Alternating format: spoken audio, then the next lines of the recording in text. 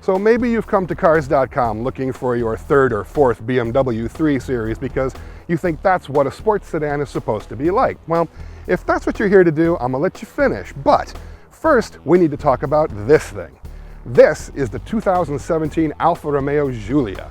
It's brand new for 2017, and it marks Alfa Romeo's return to the US market in volume. And if you're looking for a sports sedan this year, this thing has to be on your list because, in a word, it is magnifico. Let's start with the way it looks. First, up front, you have the Alfa Romeo three-sided Trilobo grille. It's got the Alfa Romeo shield right in the middle and a very traditional look. On either side of it, you've got standard bi-xenon headlamps on all models with LED running lights. And along the side, you see something interesting. This is the Quadrifoglio model. Now, Quadrifoglio is Italian for four-leaf clover, and long story short, the reason Alfa Romeo uses this is way back in 1923, one of their racing drivers wasn't doing so hot, so he painted a four-leaf clover on the side of his car, and then he started winning races. And ever since then, the Quadrifoglio model signifies either a racing Alfa Romeo or the top performance variant of that model. The Quadrifoglio model also designates a special powertrain. The base powertrain in the new Giulia is a 2-liter, 280 horsepower turbocharged 4-cylinder. But that's not the model you want. This is the model you want. The Quadrifoglio has a 505 horsepower twin turbocharged 2.9-liter V6. Now, that is some serious power, and it's a fantastic engine. Straight off the showroom floor, the Quadrifoglio model is a fantastic performer on the track. Alfa Romeo had a model just like this Quadrifoglio model and set a lap record at the Nürburgring. It's basically the fastest production sedan ever to go around the German Nürburgring. And that's faster than some dedicated two-seat sports cars like the Lamborghini Gallardo Superleggera. That's pretty fantastic. When I took mine out onto the track, I see really what the hoopla is all about. The operative word here is balance. It has a perfect 50-50 weight distribution, and that's thanks to a lot of carbon fiber parts. The hood, the roof, all carbon fiber. The drive shaft is carbon fiber, even on the lesser 2-liter models. The doors are aluminum. So they're trying to make it really lightweight in order to preserve that balance, and it really does work. It feels like a lighter car than it actually is.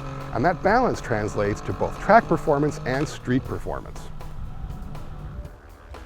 Now, most people aren't going to take their Alfa Romeo out onto the track, which is why the street performance is equally important. And on the Giulia, it's equally good.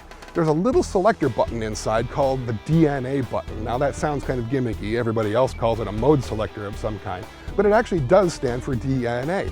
Dynamic, natural, or advanced efficiency. And on the Quadrifoglio model, there's actually a fourth setting called race, which shuts off all the minders and can let you get into plenty of trouble. Don't use that one on the street. But selecting between natural and dynamic actually has quite an effect. Natural is totally docile. You can drive the car normally even though it's got 500 horsepower and it feels perfectly fine. But if you switch it into dynamic mode, it really wakes things up. The throttle gets more responsive, the steering gets more responsive. It's a fantastic driving experience all around.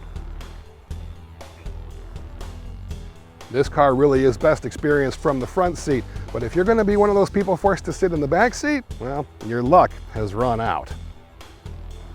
Up front, there's actually plenty of room. It's a little on the narrow side, but it's still very comfortable as long as you don't get the sunroof, which eats out several inches from your headroom.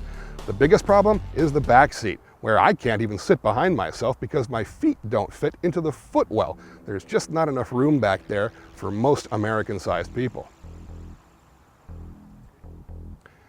So if you're not dead set on that new BMW 3 Series, check out the new Alfa Romeo Giulia. The Quadrifoglio model is about $70,000 or so, and it's going to show up in showrooms towards the end of 2016. The base model Giulia and the Giulia TI are going to start around $40,000, and they're going to be here early next year.